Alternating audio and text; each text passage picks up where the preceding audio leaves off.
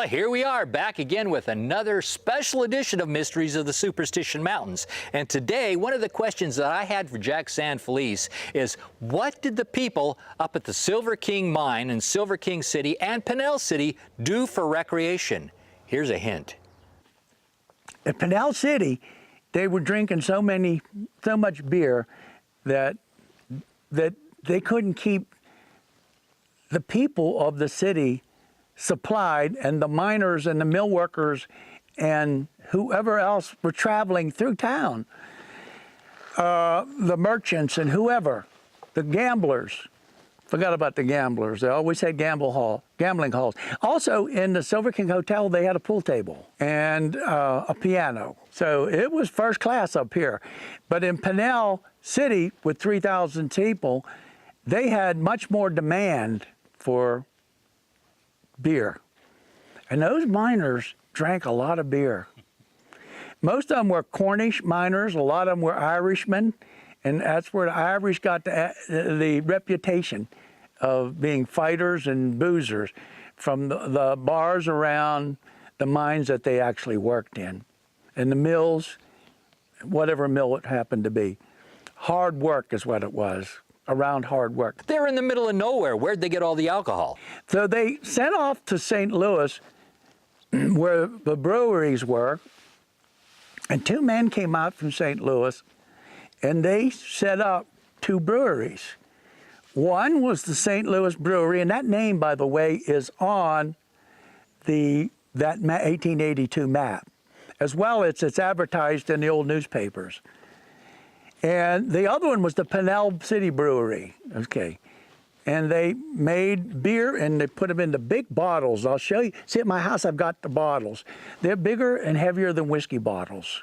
They set these things up, and these guys went back to St. Louis, and they bought out the St. Louis Brewery, and they were two German guys.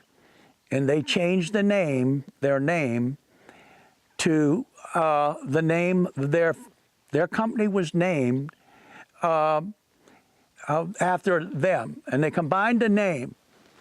And the first guy's name started with an A and the other with a B. So they started to name this company Anheuser-Busch. So that's who came out here. And they went all over the West. In the early days, they went around the West setting up breweries. They knew how to make beer. So they started this brewery, Anheuser-Busch, and this famous beer they made, they called it Budweiser. And that's how it all evolved. They were just beer makers. They came from Germany. They knew how to make beer. And they started working for the St. Louis Brewery, who were other German beer makers. Most of the beer makers in America in those days were Germans, by the way. They knew how, or Dutch, they knew how to make beer and different kinds of beer. At one time, there were thousands of breweries in America, probably main breweries in America today, there's probably 50 main breweries. A lot of it comes from Europe, the beer. And then there's these little, I'm not talking about those little mom and pop breweries. Well, that's how the breweries that's how the beer got down here, and that's how Anheuser-Busch became a famous, they didn't know it yet, but these miners were drinking Budweiser. Okay, well, here's one for you. I've always wondered, where did the name Budweiser come from? That was a name for a beer that a special beer that they had brewed. And they gave it the name Budweiser. They brewed different kinds of beer. And one was a very dark beer. One was an ale, and one was a dark beer, and one was in between. Budweiser was kind of an in-between beer. And so that's a German name also, Budweiser. So I don't really know all the rest of the name of that. But I do know it evolved out of that partnership between Anheuser and Busch.